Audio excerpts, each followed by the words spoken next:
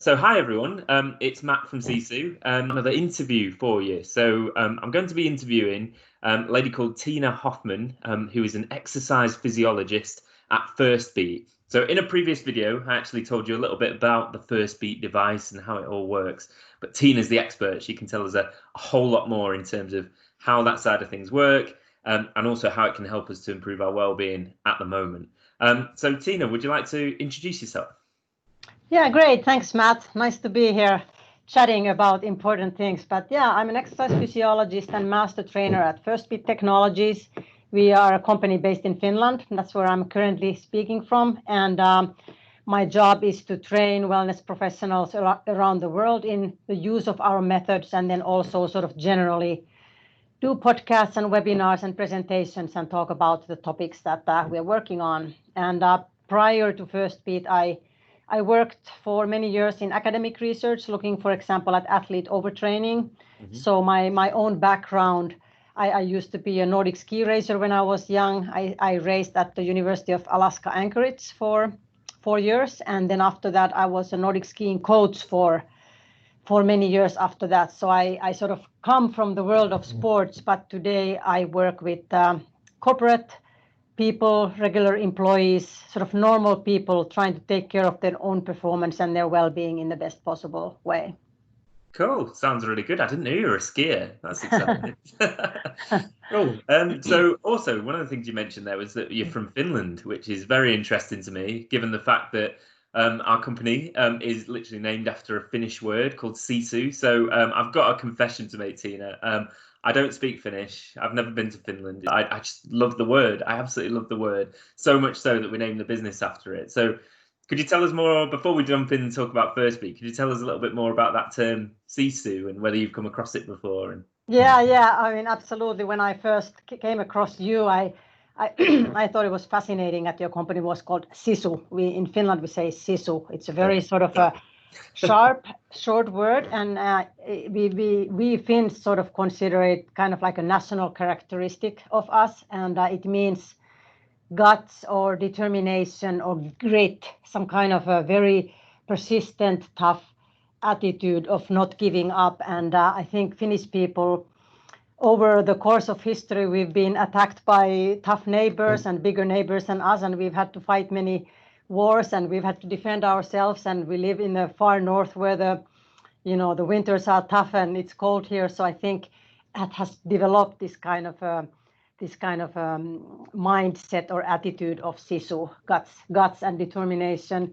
And I think it's interesting because in my job these days, I talk a lot about resilience, and resilience meaning sort of an ability to adapt and adjust to challenge. And I think there are many similarities between Sisu and resilience, but the way I differentiate them is that Sisu is more of a mindset or attitude, whereas resilience is doing the right thing. So you need to build your resilience by following good lifestyle guidelines.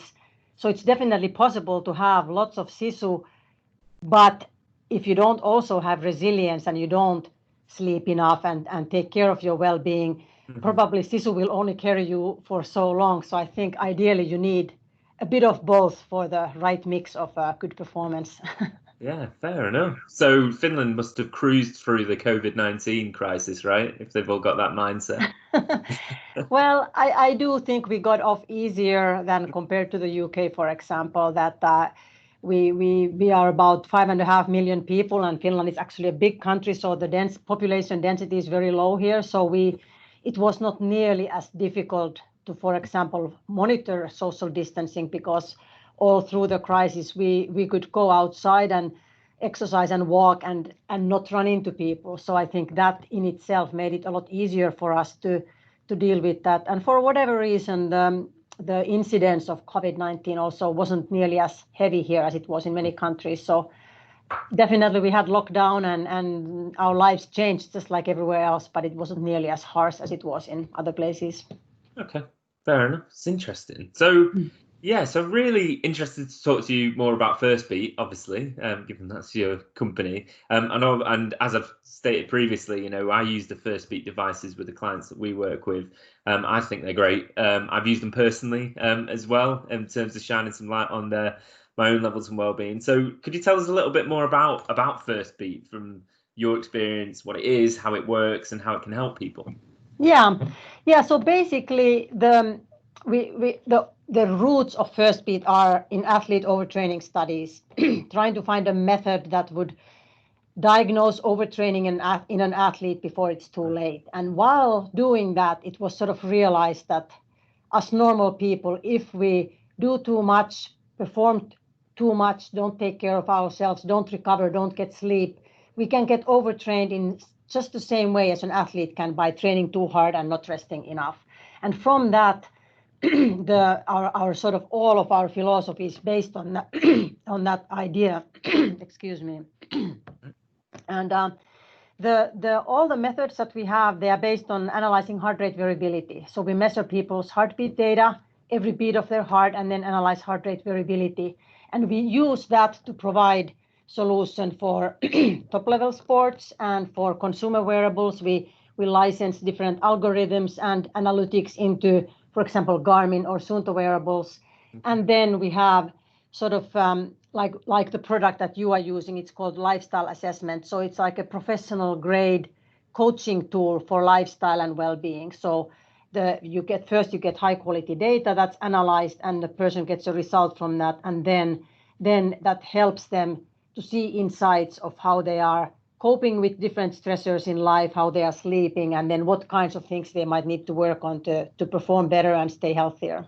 Yeah, I mean, I'm a data junkie, so I love data and being able to collect it in different ways. And the thing that really stands out for me is being able to collect some more objective data about psychology, essentially, because I don't know if you can tell us a little bit more about heart rate variability, but it's a good proxy, is it, for how people are feeling, their levels of stress, their levels of recovery, and that side of things. Right. More so than what we typically use, which is questionnaire based and subjective. Which has its place, absolutely, but I really like what this adds to it.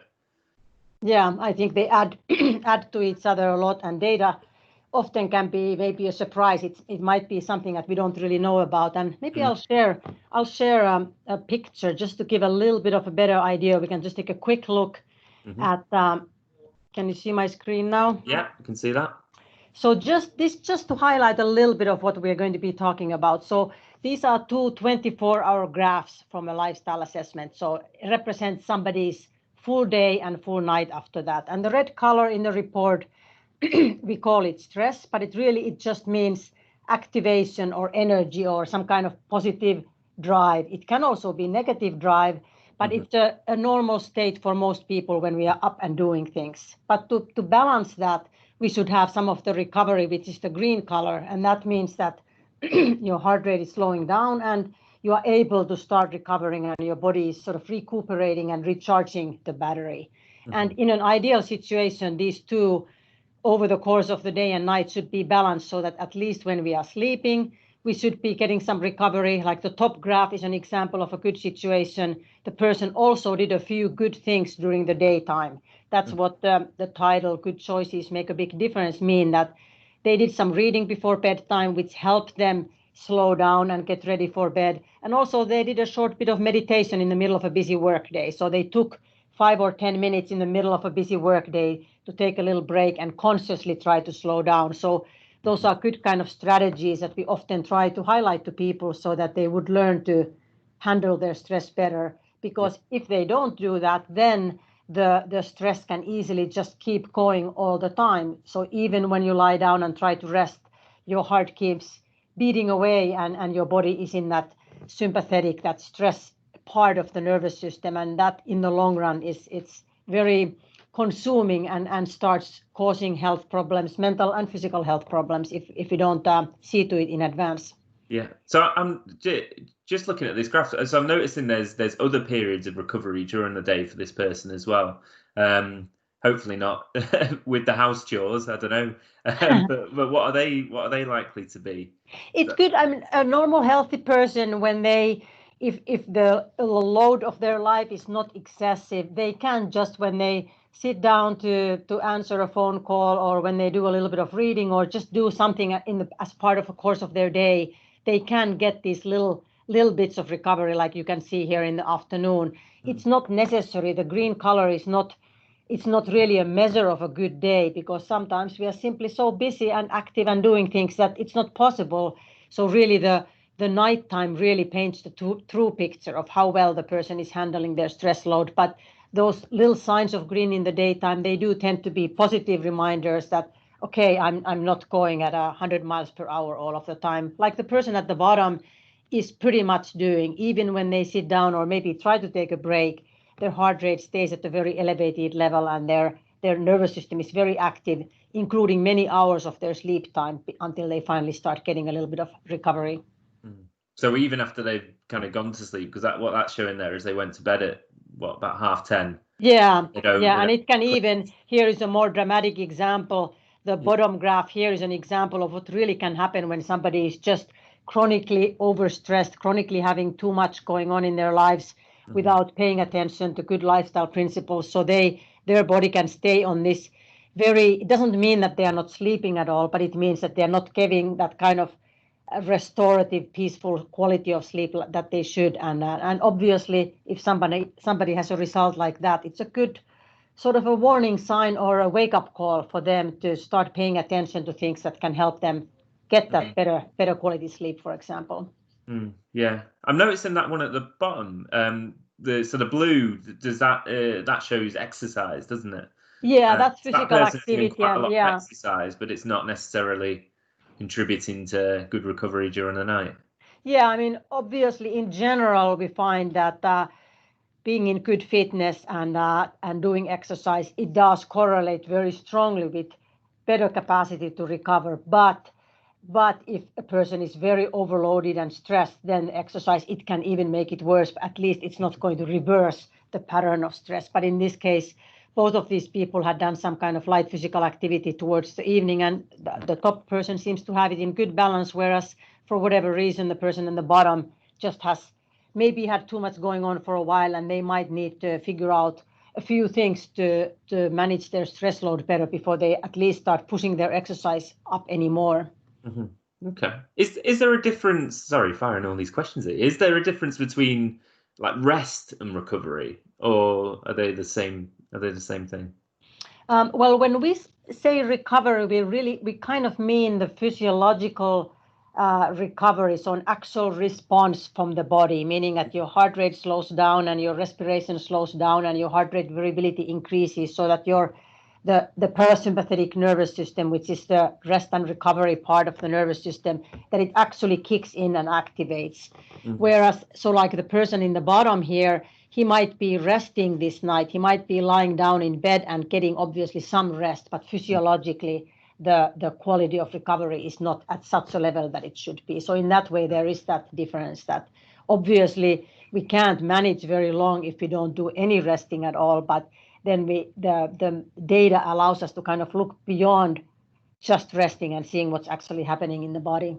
Yeah, I'm always really interested by that. And with some of the clients that I've worked with, there's been some interesting kind of trends that have come out whereby, you sit in front of Netflix or sit in front of the TV for 2 hours in an evening and you feel like that may be recovery because you're kind of recovering from the day that you've just had, but not necessarily because the day may have been very difficult, stressful, and then it leads to poor quality sleep, where you have somebody else who maybe even though they're tired, even though they're not feeling it, they might get out and go for a short walk or do something a little bit different, do something a bit more kind of active, I guess, rather than just zoning out. And that seems to, in certain circumstances, create a bit more recovery for those people. Yeah, that's a really good point. I think that's one of the things that we, in coaching individuals, we really try to emphasize this individual aspect of that there is no one formula that's going to make you sleep better or help you get more recovery, that everyone should try to really dig inside themselves and do some self-reflection and find what is it that makes them recover, whether it's crossword puzzles or crafts or meditation or some kind of peaceful music, or like you said, strolling out in the nature, or just everyone should find out what works for them, that helps them sort of switch off and relax. Yeah. Oh, we've just lost half our audience, Tiina, when you said there's not one way of sorting all this. That's what people want, isn't it? You want a magic bullet that will just sort it for everybody. But yeah, I completely agree. It's really interesting to hear you say it's a very personal thing, which is why the data is so important, I think, to understand. Yeah. Yeah. Okay.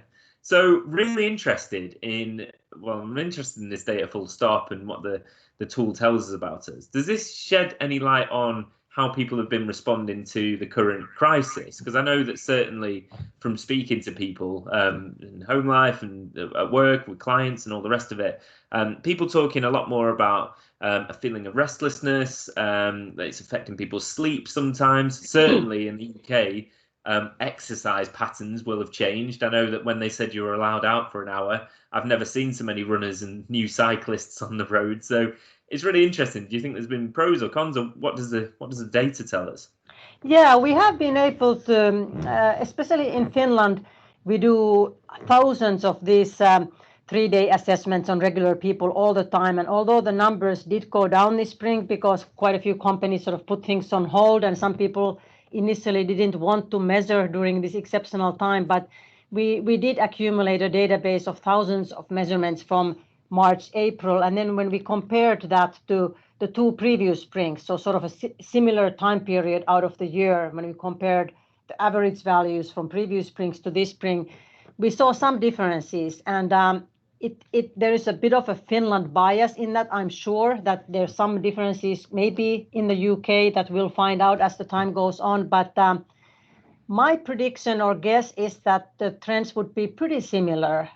In general, in the UK, they have been quite similar to Finland, and probably in this case as well. But one of the findings we found is that people are sleeping a bit longer and a bit better, at least initially. And the longer sleep, I would predict that probably happened in the UK too, because a lot of people are saving maybe up to 2 hours of commute time from their days, because instead of spending an hour in the morning in the tube, they just walk from the bedroom to the office or to the kitchen or living room, wherever they work. So people suddenly have more time in their days. Unless you've got a 2-year-old like me, in which case same amount of time, but sorry. Yeah, obviously that's another, added stressor to your day. But yeah, we found that people are able to sleep a little bit more. They're probably saving some time in the morning because they don't have to put on their makeup and then take the commute to work. So they're able to sleep maybe half an hour later in the morning.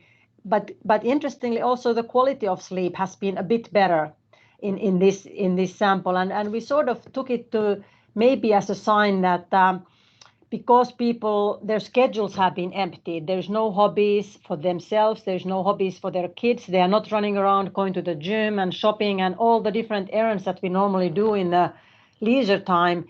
We've actually been more calm and stable, probably more bored, but at least initially that has shown us slightly better quality of sleep, that in a way the lockdown has forced us to do those things that we always tell stressed people to do, to try to slow down a little bit. Mm-hmm. And at least initially, it seems to be showing up as slightly better recovery during the night.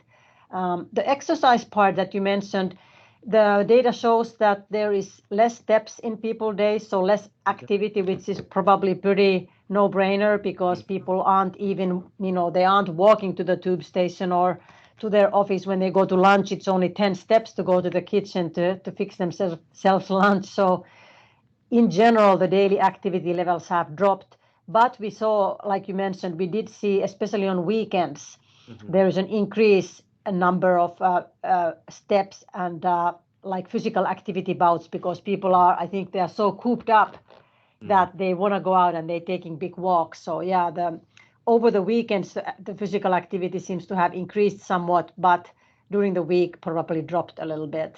Yeah, I think it'll be fascinating to see the sort of data that comes out.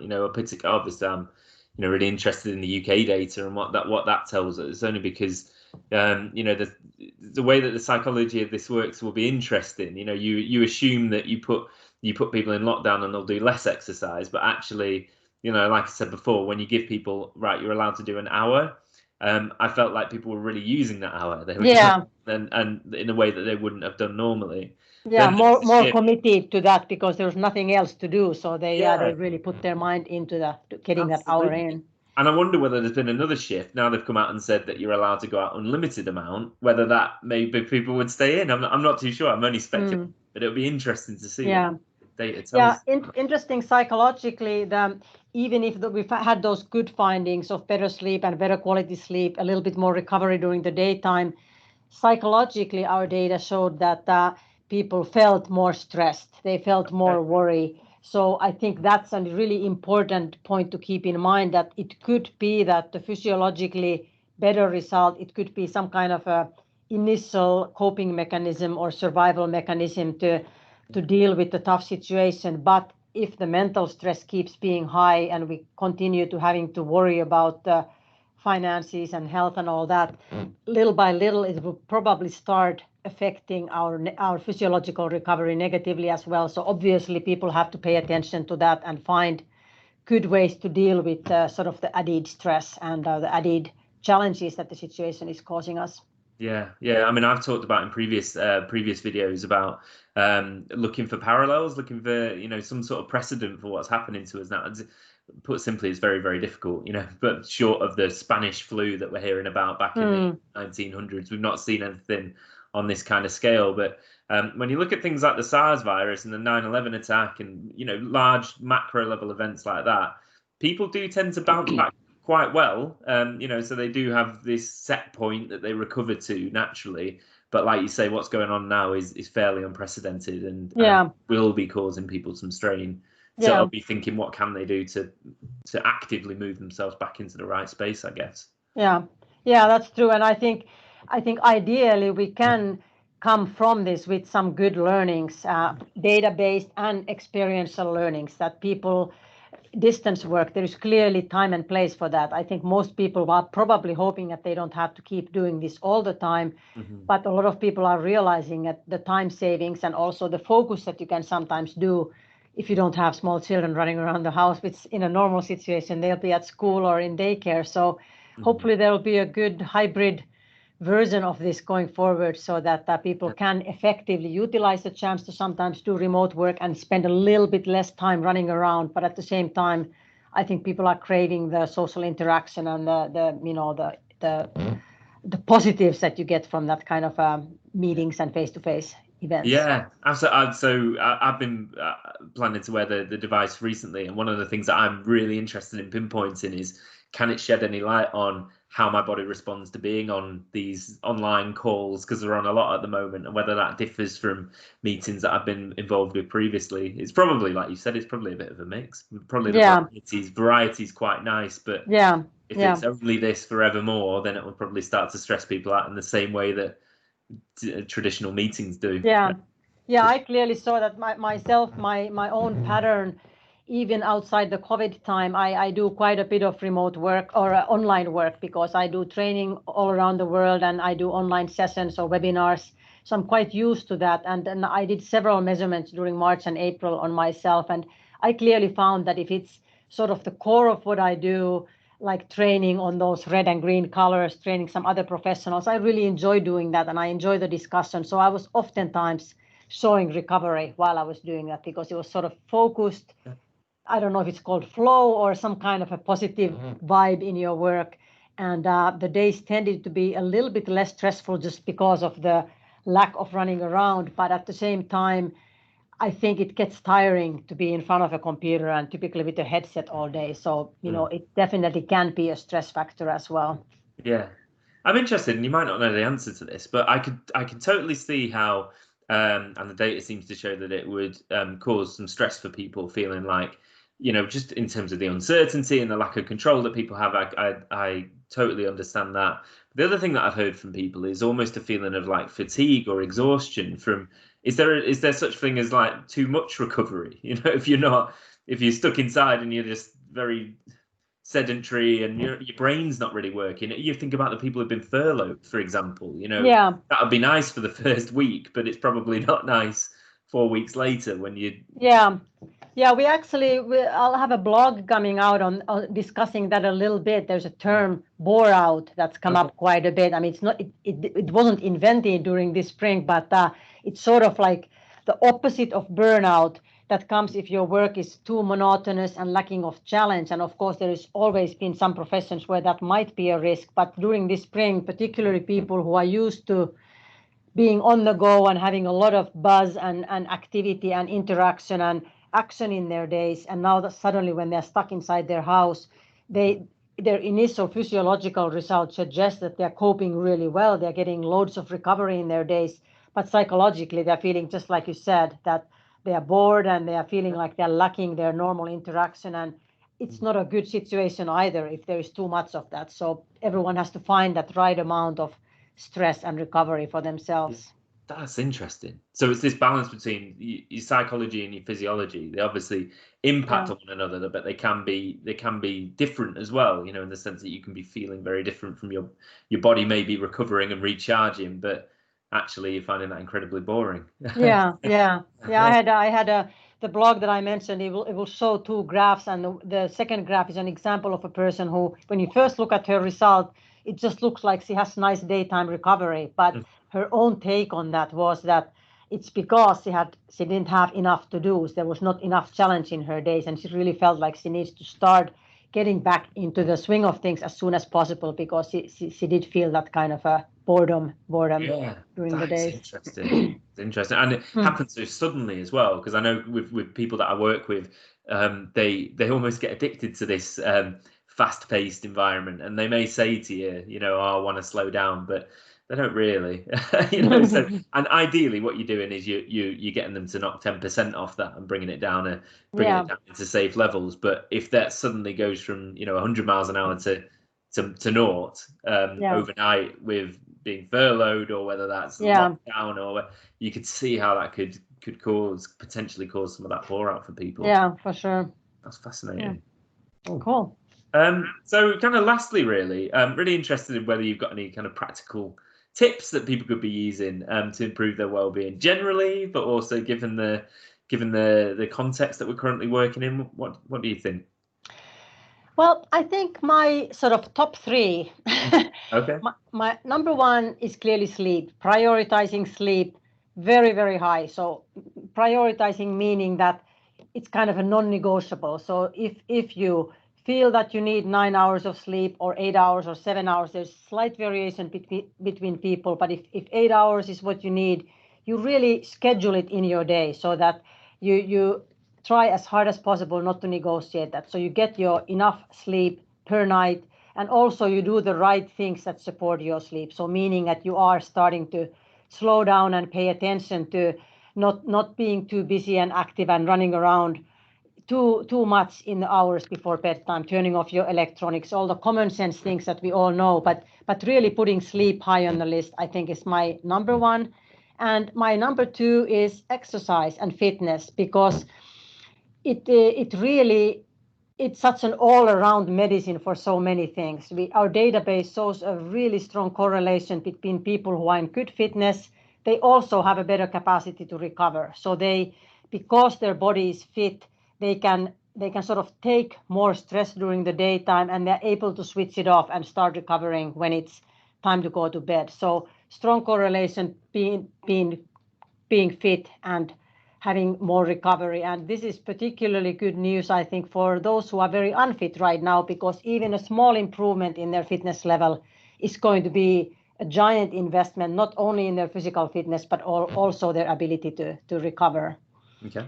And maybe my number three would be just this pacing yourself during the day, so that maybe the one takeaway from this crazy lockdown period is that even as we get back to the normal swing of things and the normal activity, let's keep in mind that those little breaks during the daytime, we all need some kind of a mental or physical break from being constantly switched on and completely on the go. But everyone has to find what that is for them, whether it's a meditation or a mindful moment or relaxation, a short walk, listening to music, but find that one thing for yourself that helps you switch off in the midst of a busy day. Yeah, that's really interesting. Thank you. The what are you taking from the lockdown's an interesting one. Sometimes, I don't know if you've come across this analogy of, and I'm probably pronouncing this wrong as well, but it's a Japanese term, kintsugi. Have you heard of that? It's an art form whereby if they drop a pot or drop a plate or something like that, they'll repair it. But what they do is they repair the cracks with golden lacquer, so that the cracks are visible once the plate or the pot has been put back together. And what they're doing with the art form is they're celebrating the breakage as part of that that item's history. Right. The analogy with what's going on now is it's almost like people's lives have been dropped on the floor and they're scattered about. As we're putting them back together, we can either forget everything that happened and try and put that in the past, or maybe there's parts of what's happened that we might want to take with us. You know, that true. That's a good. I like that image that we go through challenges and it leaves its mark in us, but we can come back stronger if we deal with it correctly. Yeah, absolutely. Cool. Perfect. Well, thank you very much for speaking to me today. I really appreciate it. There's loads in there. I'd love to speak to you for another 3 or 4 hours about data if I got the chance. But yeah, really, really interested in terms of some of the insights. And I'll keep my eye out for the blogs on there. So it's just the website's the best place to go. Firstbeat website. You can find our blogs and some webinars and things like that. So yeah, definitely have a look in there, and we'll be posting the chat on our sites as well, so that people can find it hopefully. Sounds good. Sounds good. And if anyone wants to know more about the Firstbeat device, particularly based in the UK, I'm more than happy to have a conversation with you about that as well. So we've got the information in the description about that and how you can find out more about how Firstbeat works and how to access that. Just leaves me to say thanks again. Remember to like and subscribe to the channel. Let us know what you thought in the comments as well. That'd be really useful. I'd love to start a conversation about this as well. And yeah, thanks very much, Tiina. Appreciate it. Thanks, Matt. Glad to be here. Bye-bye.